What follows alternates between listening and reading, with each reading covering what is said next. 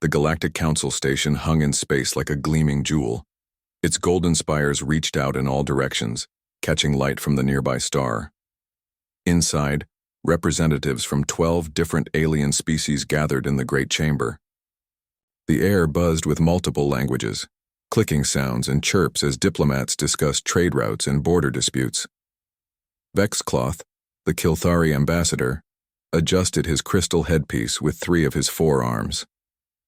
His people had served on the council for nearly 5,000 cycles, maintaining peace through careful negotiation. Today was supposed to be simple. They would vote to approve a new mineral extraction treaty with the Vornak Empire. Nothing complicated. Nothing dangerous. The alarms changed everything. Red warning lights flashed across every surface. The massive view screens that normally showed peaceful star charts now displayed proximity warnings.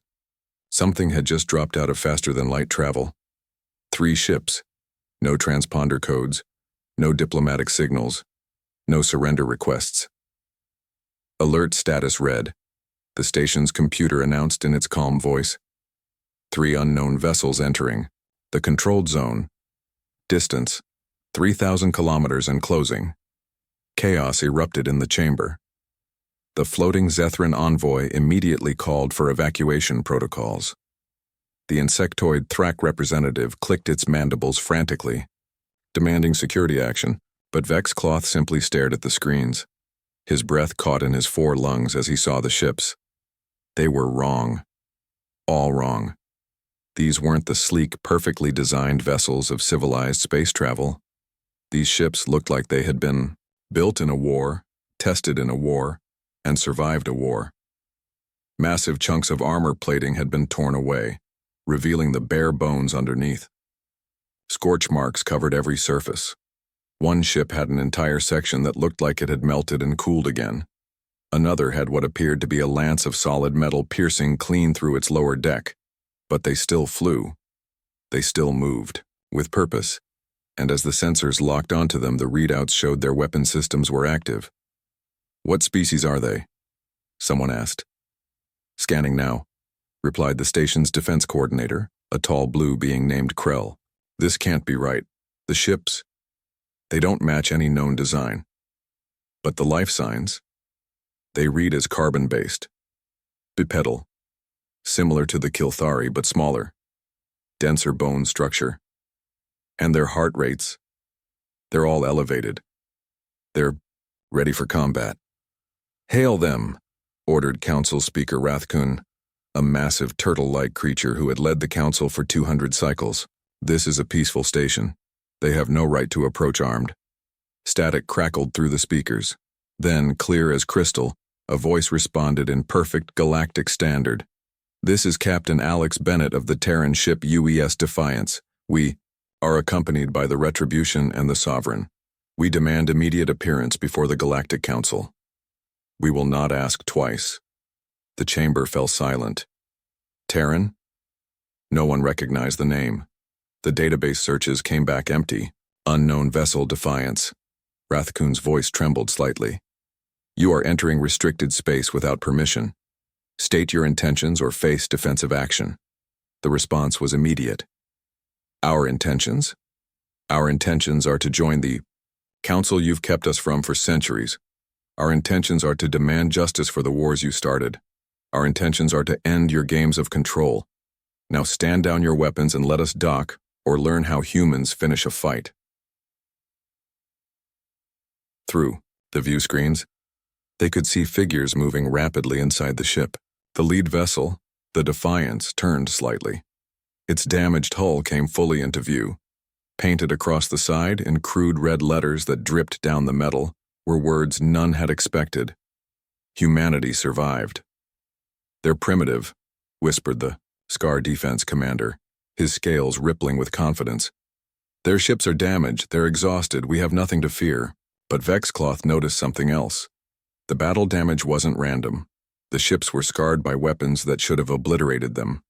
Energy signatures that indicated plasma cannons, antimatter torpedoes, and genetic dissolvers. These ships had survived encounters with the most deadly weapons in the galaxy. And still they came. Council Speaker, Vexcloth spoke carefully. Perhaps we should hear them out. If they have traveled this far in those conditions, with those wounds, perhaps we should understand why. Before anyone could respond, the lead ship's engines flared. The three vessels moved into a formation that sent chills through every military-trained being in the chamber. The classic kill triangle pattern. These unknown humans weren't just angry, they knew how to fight. The station's automated defenses tracked the ships, but couldn't get a lock. The human vessels moved with precision that spoke of intense training and combat experience. Their flight pattern constantly shifted, making targeting impossible without risking damage to the station itself. Boarding tube extended, a technician reported with disbelief. They're coming over, they're not waiting for permission. Down in the station's lower docking level, security forces assembled. The Scar warriors, elite troops bred for war, positioned themselves for combat. Their scales shifted to match the corridor walls, making them nearly invisible. Their weapons, capable of turning flesh to gas, were ready. The airlock hissed open. 12 figures stepped through. Humans. They wore armor that seemed cobbled together from multiple sources. Some pieces were clearly salvaged from Vornak military gear. Other sections showed the distinctive crystalline pattern of Zentari shields. But the weapons were something new. The lead figure stepped forward. Male, according to the scanners. Approximately 1.8 meters tall. His armor bore the scars of countless battles. In his hands, he carried what appeared to be a modified pulse rifle, but the energy signature was wrong. Enhanced somehow. Deadlier. "I am Captain Alex Bennett," he said, speaking through the station's universal translator. His voice was calm, but his eyes were the eyes of someone who had seen too much death. "Behind me are my crew, Commander Katie Walsh, Lieutenant Danny Ford, and 9 of my best soldiers. We have an appointment with the Council." The Scar commander stepped forward, his massive form looming over the humans. "You have no appointment. You have invaded Council space. Surrender your weapons and submit to custody." Bennett's expression didn't change, but Katie Walsh, a woman, with brown hair tied back in a severe bun, raised one hand. In it, she held a small device. "You have exactly 5 seconds to recognize our diplomatic status, or everyone on this station dies. You dare threaten us?" The Scar commander's scales rippled red with anger. "We have fleet defenses, we have the combined might of the Council." 4 seconds, Walsh said calmly. Danny Ford, young and lean, adjusted his grip on his weapon. Behind him, the 9 soldiers spread out, covering every angle. Their movements were smooth, practiced, deadly. 3 seconds. The Scar security forces raised their weapons. 30 elite warriors against 12 humans. 2 seconds. The station's gravity fluctuated for a moment. Emergency lights flickered. 1 second. Bennett sighed. "Stand down, Walsh. They're not worth using it on." Walsh lowered the device, but her expression remained cold. "As you wish, Captain." "Now," Bennett said, "we're going to walk to the Council chamber. Anyone who tries to stop us will regret it. This is not a threat. This is a promise from a species that has survived things you cannot imagine." The standoff lasted mere heartbeats. One Scar warrior, younger than the others, twitched nervously. His weapon discharged accidentally, a blast of energy that could have dissolved a conventional soldier. It hit Lieutenant Danny Ford square in the chest. The energy blast exploded against his armor but didn't penetrate. Ford barely staggered. He looked down at the smoking crater in his chest plate, then back, up at the Scar who had fired. His smile was terrifying. "Our turn," he said. What happened next would be recorded in Council history as the Day of Understanding. In 30 seconds, 9 elite Scar warriors lay unconscious or worse. The humans had moved like shadows, struck like thunder, and finished like lightning. Their weapons proved to be modified to use multiple energy types. Their armor held against the Council's best technology. Their combat skills were unlike anything in the database. Bennett stood in the center of the fallen warriors. Any other volunteers for a demonstration? His voice echoed in the corridor. No? Good. Now about that council meeting. Vexcloth, watching through security feeds, felt his four hearts beating rapidly. He turned to Rathkun. Council Speaker, I believe we should grant them their audience. They're barbaric, Rathkun protested. Violent primitives who solve problems with force. They're survivors, Vexcloth corrected. Look at their ships. Look at what they've endured. Look at how they fight. Council Speaker, we have always avoided primitives because they were weak. These humans, they are not weak. They are something else entirely. As the humans made their way through the station, other species stepped aside, some in fear, some in respect. The blood-stained ships hanging in space were a reminder. Whatever humanity was, whatever they had become, they had arrived at the council not as beggars, but as conquerors who chose to knock rather than break down the door. The great chamber stood silent, waiting for the storm that had announced itself with violence and would reshape everything they knew about power, survival, and the true nature of strength in the galaxy. Outside, the three battered ships gleamed, with their hard-won glory, evidence that sometimes the most dangerous species in the universe is the one that refuses to die. The massive doors to the council chamber slid open with a hiss. Captain Bennett walked in first, his boots clicking against the polished crystal floor. Behind him, his crew formed a protective triangle. Their weapons were lowered but ready. Every species in the galaxy knew the formation meant one thing: preparing for trouble. Kyle Harrison stepped forward from behind the soldiers. Unlike the warriors, he wore no armor. Instead, he had on what looked like a simple black suit. His hands were empty, but his eyes were cold and hard, scanning every face in the chamber. I am Kyle Harrison, he announced. I represent the planet, Earth, and all of humanity. Council Speaker Rathkun shifted on his massive shell. Earth is not on our maps. Humanity is not in our records. How can you represent a species we do not recognize? Harrison smiled, but there was no warmth in it. You know us, you've always known us. The question is, are you ready to admit the truth? Whispers filled the chamber. Behind Harrison, Captain Sarah Peters moved into position. She commanded a security team of 20 humans. Each carried weapons that made the Scar nervous. These weren't standard plasma rifles. The energy signals were wrong, mixed, experimental. The truth? Krell, the blue security coordinator, clicked forward on his insect legs. What truth could primitives possibly tell us? Harrison reached into his jacket. Every security guard in the room tensed. The action could have meant death, but he pulled out a simple data pad. The truth that you've been trying to wipe us out for 2,000 years. The chamber erupted. Shouts and demands filled the air. But Harrison's voice cut through them all. I speak perfect galactic standard, don't I? I know your protocols, I know your laws. I know because we've been watching. We've been listening. We've been learning. Impossible, croaked the Thrak ambassador. Our quantum communications are unbreakable. Nothing is unbreakable. Harrison tapped his datapad. The main holo display flickered to life. 300 years ago, your people sent a plague to Earth. It killed 2 billion humans. You thought we'd be easy to destroy. You thought we'd panic. You thought we'd die quietly. The display showed images of Earth cities during the plague years. Bodies, in streets, hospitals overflowing, but also scientists working in bunkers, doctors refusing to give up, communities helping each other survive. You didn't expect us to cure it, Harrison continued. You didn't expect us to reverse engineer the disease and learn from it. You certainly didn't expect us to weaponize immunity against it. The chamber fell silent. The implications were staggering. 100 years ago, Harrison pressed on, the Vornak sent a fleet to glass our moon. They thought they were sending a warning. Take out our closest neighbor to show us we were nothing. The display changed. It showed the Vornak battlecruisers approaching Earth's moon.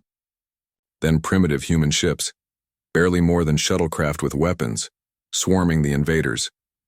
The footage was grainy, old, but clear enough. Human ships sacrificing themselves by ramming into Vornak hulls. Pilots ejecting just before impact.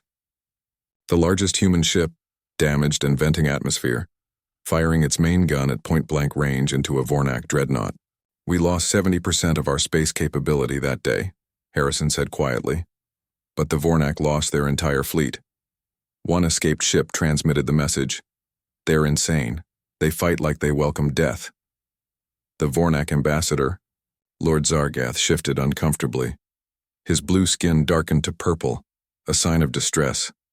50 years ago, the Scar hired mercenaries to attack our outer colonies. Harrison's voice was getting harder. "They thought humans would abandon space. Retreat back to Earth where you could contain us." More images flashed on the screen. Scar-backed pirate ships attacking human mining colonies, then footage from 20 human vessels, badly outnumbered, outgunned, turning to face their attackers. The pirates had advanced shields, they had better weapons. They should have won easily. But the humans didn't fight fair. They used asteroids as weapons, setting charges to redirect space rocks at enemy ships. They deployed clouds of metal debris to foul enemy sensors. When boarding action started, they fought in ways the mercenaries couldn't comprehend. Improvised weapons, booby traps, fighting to the last person in every corridor. The screen showed the aftermath. 15 pirate ships destroyed or disabled. The 5 surviving humans still fighting, still defiant when rescue arrived. "You want to know the truth?" Harrison was almost shouting now. "The truth is, you created us. Every attempt to destroy us made us stronger. Every disease taught us medicine. Every attack taught us warfare. Every betrayal taught us paranoia." General Marcus Lee stepped forward. Unlike the others, he wore a uniform covered in medals. Battle ribbons from conflicts no one in the chamber recognized. "We have recordings of your secret meetings. Your plans, your votes. Shall I play them?" The council members shifted nervously. Some avoided eye contact. Harrison raised his hand for silence. "Here's our ultimatum, not a request. Not a negotiation, an ultimatum." The word hung in the air like a threat. 1. Immediate and full recognition of humanity as an equal member species of this council. Gasps echoed through the chamber. 2. Full voting rights with immediate effect. "This is outrageous," shouted a crystalline representative from the corner. "New species must undergo a millennium of observation." 3. Harrison continued without pause. "Compensation for the lives lost to your extinction attempts. We'll start with technology sharing." "You cannot simply demand," Rathkun began. 4. Harrison's voice cracked like a whip. "Immediate suspension of voting rights for any species found to have violated the Council's own anti-genocide laws, starting with a review of every member's actions toward Earth." The chamber fell, deathly silent. Several ambassadors looked genuinely afraid. 5. Harrison paused, letting the tension build. "Full access to Council archives. Everything you've hidden about us. Everything you've lied about. And if we refuse?" The question came from Ambassador Vexcloth. His forearms gestured calmly. "What then, human? Will you attack us here? Destroy the seat of galactic government?" Harrison actually laughed. It was a cold sound. "Attack you? No, we're not monsters, we're not you." He snapped his fingers. Lieutenant Joe Banks stepped forward. In his arms was a containment unit that made several species step back in fear. The design was old, ancient, a weapon banned by galaxy-wide treaty 10,000 years ago. "This," Harrison said, "is what happens when you push survivors too hard, when you leave a species no choice but to innovate or die." Joe Banks activated the unit. A holographic display showed its contents, a virus, but not just any virus. "We call it the Darwin plague," Harrison explained. "It doesn't kill. Instead, it forces rapid evolution, accelerated mutation. Within 72 hours, every member of an infected species begins adapting. Problem is, adaptation without control means chaos. Some get stronger, some get smarter. Some can't handle the changes and—" He didn't need to finish. The implications were clear. "We have delivery systems placed throughout this station," Harrison continued matter-of-factly. "Activated remotely. Failsafe triggered if any human vital signs stop. What happens to your species when 10% of your population can suddenly process thoughts 1,000 times faster? When another 10% develop strength that tears their own bodies apart? When your doctors can't keep up with the mutations? The threat wasn't violent death. It was forced evolution without limits. Uncontrolled change that could destroy a civilization from within. You think we're primitive? Harrison asked. Barbaric? We're the species you taught to survive by any means necessary. We're the monsters you created by trying to kill us. Council. Speaker Rathkun was trembling now, his ancient shell cracked with worry. What do you want? Harrison's smile was sharp. I already told you our 5 demands, nothing more, nothing less. And if we agree, then we become the best allies you never thought you'd have, Bennett spoke up. We bring strength, innovation, survival skills. And yes, we bring forgiveness. But only after justice. That's not how the council works, protested Lord Zargath. We have procedures, laws, traditions spanning eons. Harrison shrugged. Then change them, or watch them burn. Your species like civilization. You like order. You like the safety of your crystal spires and your long debates. We like survival. We like victory. We like everyone understanding where they stand. Captain Sarah Peters raised her hand. In it was a device that looked suspiciously like a remote detonator. Speaking of understanding, we've also planted conventional explosives throughout this station, just in case you think the Darwin plague is a bluff. But our shields, a voice cried from the back. Our defenses. Your shields were designed against known weapons, Peters replied calmly. Ours aren't known. We've had centuries to think about this moment, centuries to prepare, centuries to make sure we only had to arrive once. Harrison stepped closer to the council platform. Here's the truth you all fear saying. You're not the apex of evolution. You're not the highest form of life. You're comfortable. You're established. You're safe. We're hungry. We're desperate. We're willing to do what you won't. He looked at each ambassador in turn. You thought keeping us primitive would weaken us. You thought isolation would destroy us. Instead, you made us innovative, adaptable, ruthless when necessary. The vote, croaked Rathkun. You want us to vote on your demands? No vote needed, Harrison replied. I'm telling you what will happen. The only question is whether you'll accept it peacefully or whether we'll have to demonstrate why 3 damaged ships scared an entire station full of the galaxy's most advanced civilizations. General Lee stepped forward one more time. I have 200 ships waiting just outside this system. Each one carries humans who survived your various attempts at genocide. They're not here to play diplomat. They're here to make sure you never forget this day. The threat hung in the air.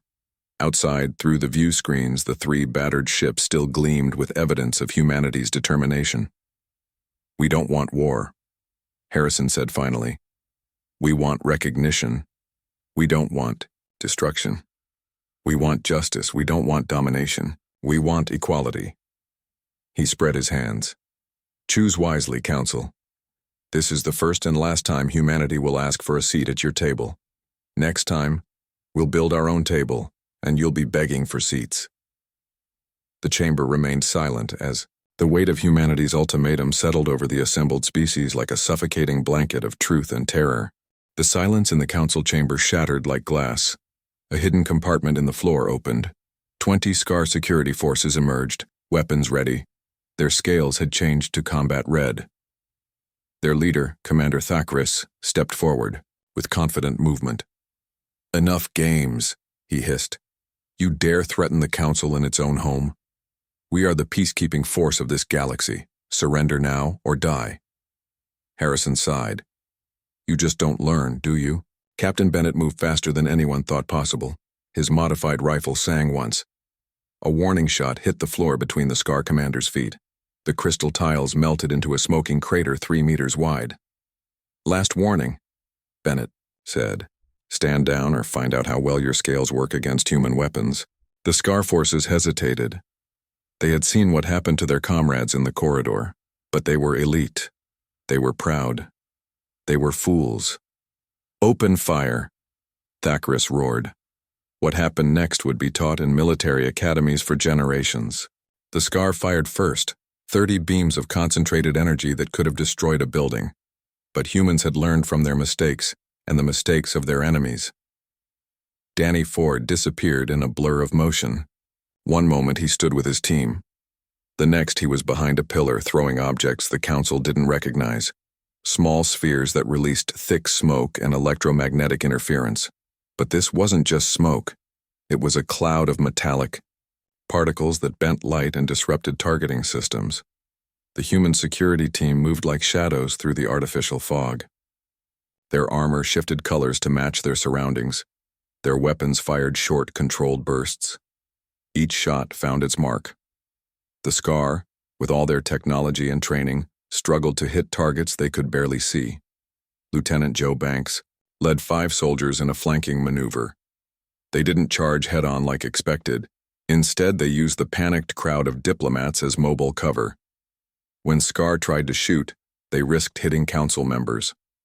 When they hesitated, humans struck. The fighting lasted 30 seconds. When the smoke cleared, the human security team stood unharmed. The Scar forces lay scattered across the chamber floor. Some unconscious, some in pain, none dead. "We fight with restraint," Harrison explained to the terrified council. "Unlike you, we don't murder the security forces of species we're negotiating with." "Negotiating?" Lord Zargath's voice cracked. "You call this negotiation? You threaten us with plagues and bombs. You tried to exterminate us," Harrison replied calmly. "You sent death to our world. Now I offer you a choice. That's more than you gave us." Council Speaker Rathkoon saw the situation spiraling out of control. "Please, there must be another way. We cannot simply—" His words stopped as a massive holographic display activated. General Marcus Lee had finally completed his upload. The screen split into 3 sections, each showing recorded communication sessions. "These are from your own archives," Lee announced. "Stolen? Intercepted? Does it matter? Listen to what you said when you thought no one would hear." The first recording played. 500 years ago, council members voting to quarantine Earth until the primitive humans kill themselves through war. They laughed about nuclear weapons. They made jokes about watching the fireworks. The second recording was worse. 200 years ago, they discussed sending modified bacteria to Earth's food supply.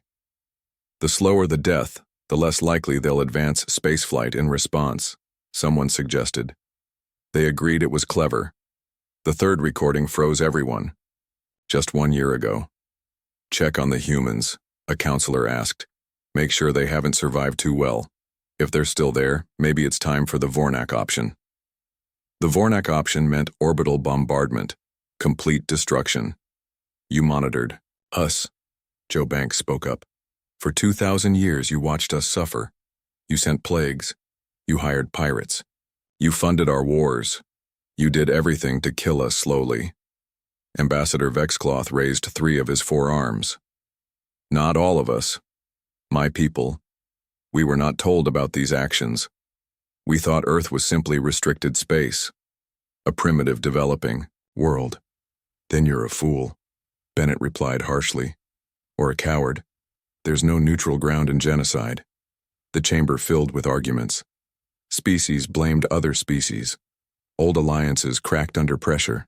The carefully maintained peace of the council began to fall apart. Krell, the blue security coordinator, suddenly understood the human strategy. "You're not just threatening us. You're exposing us, turning us against each other." Katie Walsh stepped forward.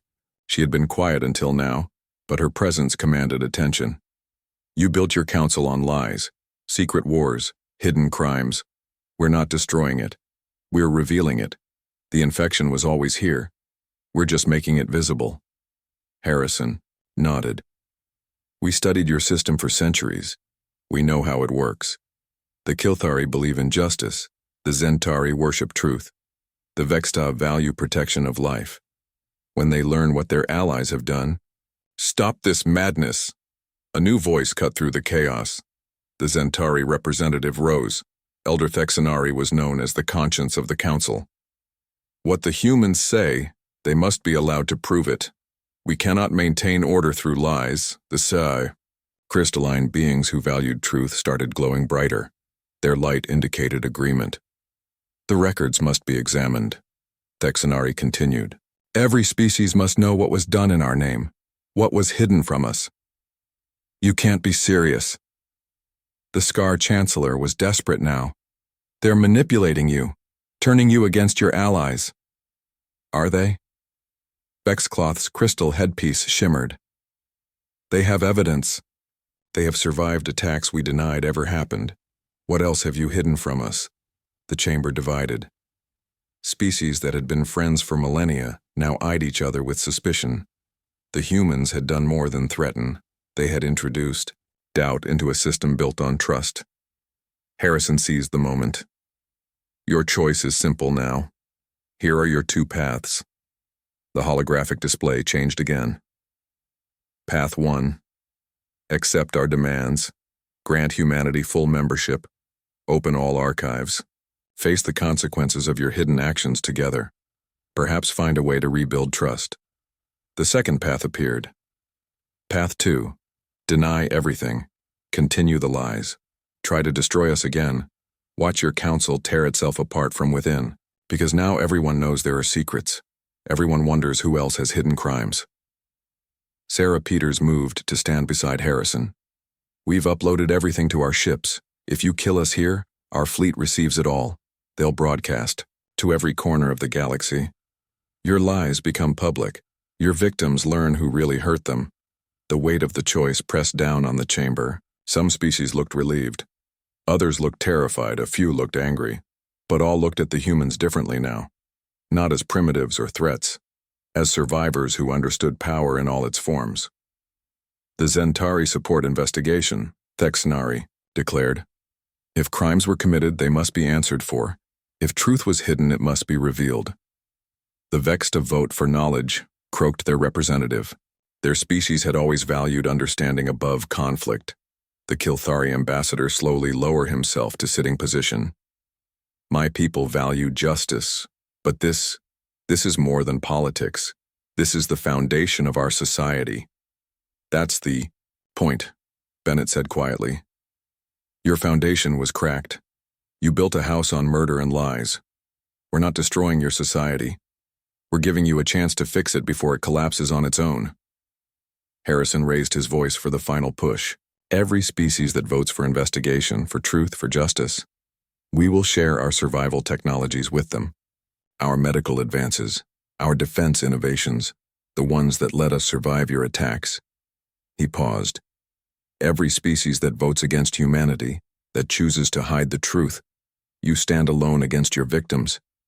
How many other species have you tried to suppress? How many other lies will come out? The chamber buzzed with urgent whispers. Alliances formed in broken moments. Species that had dominated for centuries suddenly faced accountability. Species that had suffered in silence suddenly had a voice. The true revolution had begun, not through destruction or conquest, but through the simple application of truth and the threat of consequences. The humans hadn't just demanded a seat at the table. They had forced the table to be rebuilt entirely. You've started a war, the Scar Chancellor spat. No, Harrison replied calmly. We've started a peace. Real peace, not the quiet of hidden murder. The peace of exposed truth and shared justice. The voting would come soon, but the outcome was already clear. The Council would never be the same. And humanity, through a mixture of violence and intelligence, threats and truth, had secured not just survival but respect. The 3 damaged ships outside still gleamed as proof. Earth had sent not just warriors, but surgeons. They had come to cut out the cancer that infected galactic civilization. The operation had begun.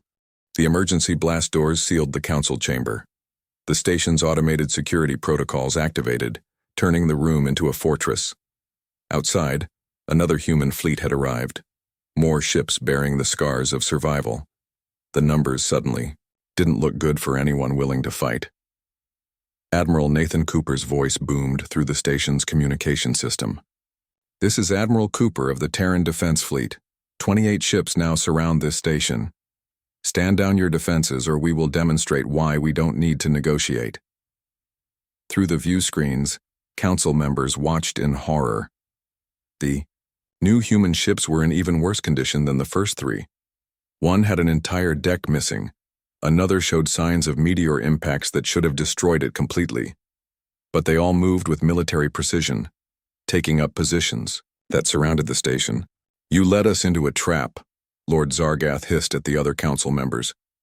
While we debated, they prepared. It's not a trap, Harrison replied. It's insurance. My people have a saying, trust, but verify.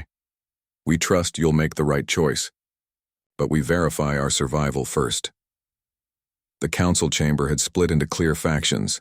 The Zentari, Vexta, and Kilthari clustered together, demanding truth and accountability. The Scar, Vornak, and their allies prepared for war, checking their security protocols and weapon systems, but it was the undecided species that held the real power. The floaters of Zethron, the hive mind of Thrak, the energy beings called the Lux. They had no part in the attacks on Earth, but they benefited from council stability. The evidence you present, Thexanari began, is irrefutable, General Lee finished. But here's more. He activated another data pad. New images filled the displays.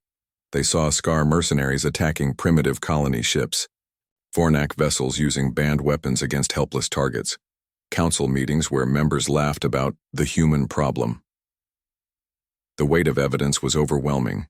Joe Banks stepped forward. My great-grandfather died in the plague wars.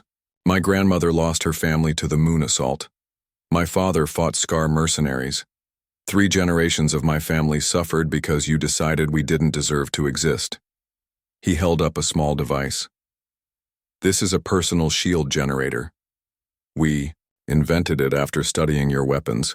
It uses your own energy against you. Want to see? Without warning, he activated the device and walked toward the nearest Scar guards. They fired immediately. The energy blasts bent around him, harmless. Some shots actually reflected back at their source. We didn't just survive, Banks continued. We learned. Every attack taught us. Every weapon made us stronger. Every attempt to kill us made us smarter. A Thrak ambassador chittered nervously.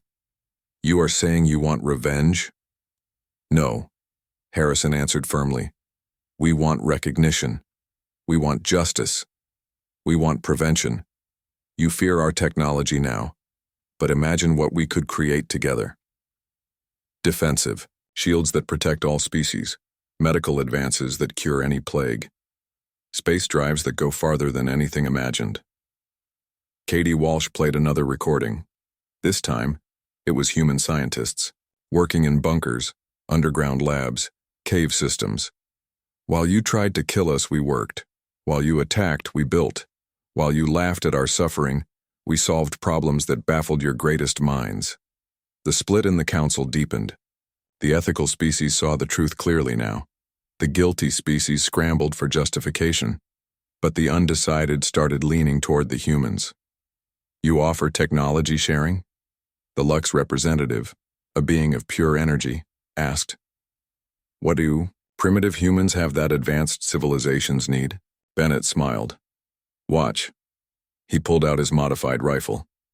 This weapon uses 3 energy types simultaneously. Your physics says it's impossible. Your science can't replicate it. We'll show you how, if you vote for justice. The chamber buzzed with excitement. Technology was the ultimate currency in galactic politics. Humans were offering innovations that could revolutionize warfare and defense. Captain Sarah Peters revealed another surprise. We've sent research teams to 27 systems these past 5 years, hidden stations, secret laboratories. We've been preparing for this day.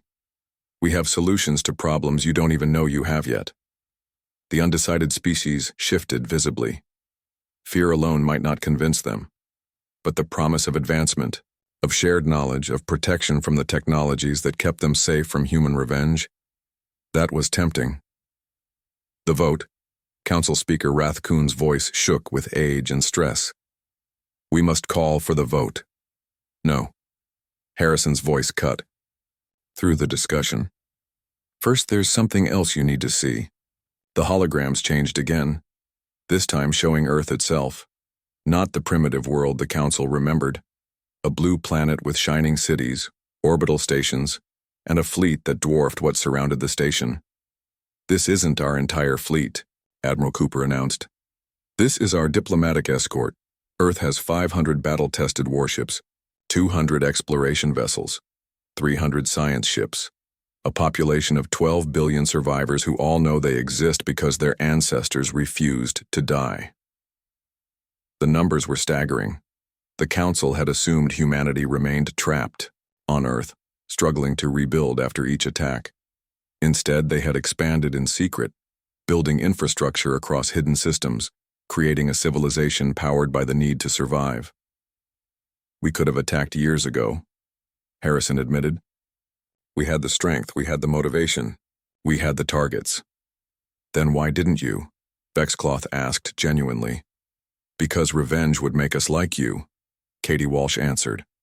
And our ancestors didn't survive extinction attempts just so we could become murderers. They survived so we could be better. The weight of those words settled over the chamber. Here were the victims, armed and ready, choosing justice over vengeance. How do we know you won't attack us later? The Scar Chancellor demanded. When you have full access to our technology, our positions, our vulnerabilities. Bennett's answer was simple. Because you'll have ours too. Full technology sharing means everyone advances, everyone gets stronger. The next species that tries genocide will face all of us, not just their victims. It was brilliant strategy. By offering to share their survival technology, humans weren't just protecting themselves. They were creating a new balance of power, where genocide became impossible for anyone. The Darwin Plague, Danny Ford added, is our guarantee. Not because we'll use it if you betray us, but because we'll share its cure with everyone. Any species that tries biological warfare again will face 12 civilizations who can instantly adapt. The promise of mutual strength rather than mutual destruction changed the equation completely. Species that had survived by avoiding attention suddenly saw the benefit of joining a united front. A Thrak ambassador clicked its mandibles thoughtfully. They offer not dominance but partnership, not conquest but coalition. Exactly, Harrison confirmed. Your council can evolve or die. The old system of hidden wars and secret genetics can't survive truth and transparency. We're offering you a better way. The Lux representative glowed brighter. What guarantees do we have? How do we know this isn't another manipulation? You don't, Joe Banks answered honestly. That's what trust means. But consider this. We've proven we can survive alone. We've proven we can fight. We don't need the council. We want the council. The distinction was critical. Need implied weakness. Want implied strength, choosing partnership. Admiral Cooper added the final persuasion. In 6 months, the Destroyer King's fleet will return from their raid on the Outer Rim. 200 ships that can crack planets. They're looking for new targets. New systems to plunder. The chamber fell silent. The Destroyer Kings were the nightmare that united all civilized species. Pirates, murderers, and planet killers who had slaughtered billions. With Terran technology, Cooper continued, the combined council fleet can stop them completely. Without it, you might save half your border worlds. Maybe. Harrison raised his hand for silence. Now let's vote. Not just on our membership, on a new council. One built on truth, partnership, and mutual defense, where every species has both the right to exist and the responsibility to help others exist. The chamber prepared for the most important vote in galactic history. The divided species looked at each other, then at the humans. Fear and opportunity balanced on a knife's edge. Whatever you decide, Bennett said quietly, Earth will remember this day. Will we remember it as the day we joined civilization? Or the day we confirmed that civilization needed to be rebuilt from scratch? The counting would begin. But everyone knew something fundamental had changed. The galaxy would never again assume. that survival meant weakness or that damage meant defeat. The survivors had arrived, and they offered not conquest, but evolution. The voting chamber fell silent as each species prepared to cast their decision. The holographic ballot displayed two simple options: accept or reject the human ultimatum. 5 demands that would change everything. The Zentari voted first. Elder. Thexnari's crystalline form glowed bright blue, signaling acceptance. Truth has value beyond fear, he announced. We choose evolution over stagnation. The Vexta followed immediately. Their representative warbled their agreement. They saved our homeworld from the Red Plague last year. We thought it was random scar aid. Now we know humans engineered the cure to prove their capabilities. Revelation after revelation shook the chamber. Acts of secret human kindness. Systems protected from pirates by mysterious ships that vanished afterward. Plagues cured by anonymous data packets. Humanity had been saving their enemies while surviving their attacks. The Kilthari ambassador Vexcloth cast his vote next. Accept. My people value justice. We also value those who choose mercy when vengeance is justified. The votes accumulated. Many neutral species chose acceptance, swayed by the promise of protection against the destroyer kings and other threats. But the guilty parties held firm. The Scar reject this mockery of diplomacy. Chancellor Drekkar snarled. We will not be threatened by primitives who stumbled into dangerous weapons. The Vornak followed their ally. Reject. This council does not bow to blackmail from upstarts who should have remained dust generations ago. Tension mounted as the count reached its critical point. Humanity needed 3 more votes for immediate acceptance. The station's defenses powered up automatically, responding to the increased aggression signals. Throughout the count, the human delegation stood quietly. No gloating at acceptance, no anger at rejection, only calculation and readiness. Joe Banks scanned continuously for threats. Katie Walsh monitored the station's systems. Danny Ford tracked every movement in the chamber. The final votes were cast. The tally stood at 13 for acceptance, 8 for rejection. Humanity had won by a clear margin. Kyle Harrison stepped forward for the final time. The council has spoken. We accept this historic decision and pledge ourselves to the protection and advancement of all member species. He paused, letting the weight of victory settle. But we are not naive. Those who voted against us reveal their intentions clearly. Therefore, our technology sharing has conditions. The chamber tensed again. Harrison's next words would determine whether tentative peace could last. All defensive technologies, shields, sensors, countermeasures, will be shared without restriction. All medical advances, including the Darwin plague cure, become freely available. Space travel improvements belong to everyone. He looked directly at the Scar and Vornak representatives.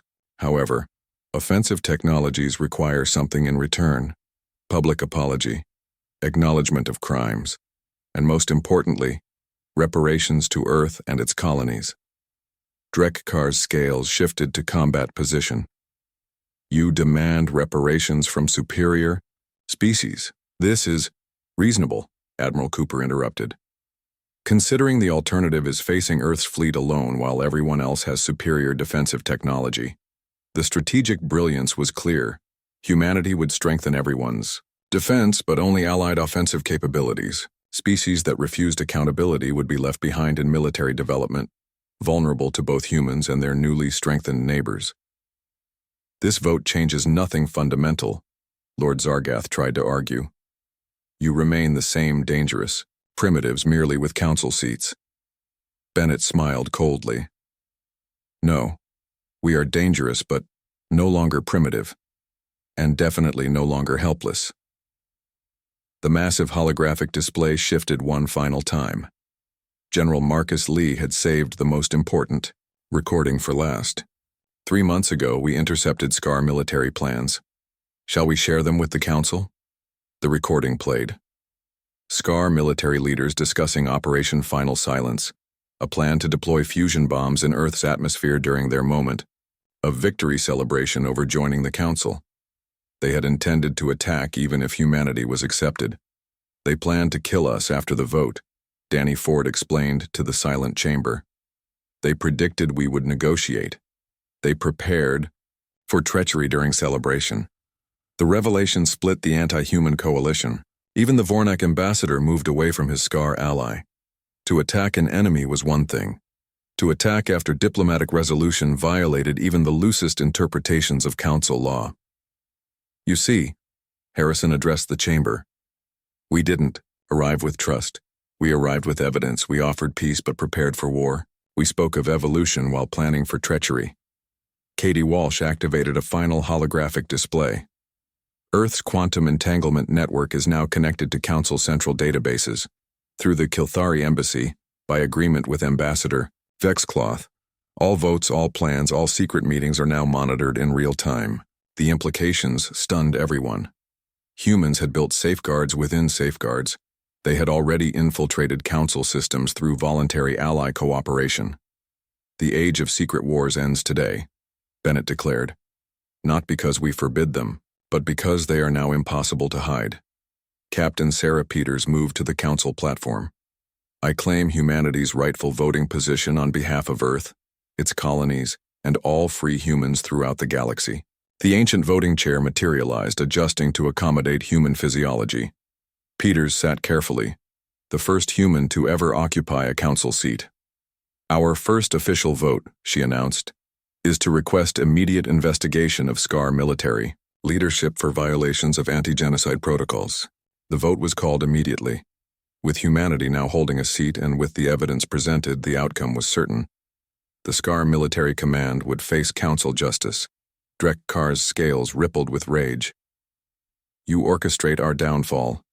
You plan your revenge behind words of peace. No, Joe Banks interjected. We orchestrate your compliance. Your species has two choices. Face justice through council law, or face justice through human law. Your choice determines whether you rebuild as allies or submit as subordinates.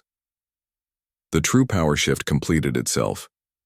Humanity hadn't just joined the council. They had reshaped it entirely. 3 months passed. The destroyer King's fleet approached the Andromeda colonies. Instead of finding vulnerable targets, they met a unified defense force. Human sensor technology detected them at impossible range. Human shield distribution protected frontier worlds. Human combat doctrine guided the counteroffensive. Captain Lisa Morgan commanded the Joint Human Council Fleet from the UES Sovereign. Her crew included officers from 12 species, all training in integrated tactics. When the pirates found only organized resistance, many surrendered without fighting. The battle, when it came, lasted 14 hours. Human technology combined with alien knowledge created something new, the first truly integrated galactic defense force. When the final pirate ship fell silent, a new era had been confirmed. Back on Earth, Kyle Harrison addressed a global audience. We went to the stars as survivors. We return as partners, but we go forward as leaders in ensuring no species ever again faces extinction. Admiral Nathan Cooper's log entry that day would become legendary. We arrived at the council with blood on our hulls and scars from invisible wars. We left with our humanity intact and the promise of visible peace. They tried to kill us in the shadows. Instead, they forged us into something that shines brighter than they imagined possible. The Q-3 original ships were retired to museums. The Defiance, Retribution, and Sovereign became symbols of human determination throughout the galaxy. Children of all species would later ask their parents why the ships looked so damaged. Because the most dangerous species, came the answer, is not the one that never gets hurt. It's the one that gets hurt and keeps fighting, the one that turns survival into strength, the one that transforms wounds into wisdom. 50 years later, the galaxy faced its greatest test yet, an invasion from outside known space. By then, Council, species fought as one. Human tactical innovation combined with alien technological mastery. The invaders expected divided prey and found united predators. And in every battle, human ships still bore their scars proudly. not as badges of past suffering, but as proof of future victory. They had arrived at the council carrying death but offering life. They proved that the species you tried to destroy might become the allies who save you. The greatest story in galactic history wasn't about conquest or revenge. It was about the day survival met justice, and together, they created peace. Humanity had arrived at the council on blood-stained ships. They remained as guardians, ensuring no other species would ever need to arrive the same way. The price for trying to erase them was learning that some fires, when you attempt to extinguish them, only burn brighter. The galaxy had been saved by the species it tried to destroy. The ultimate proof that evolution favors not the strongest, but the most adaptable. And humanity had adapted to survive anything, including forgiveness.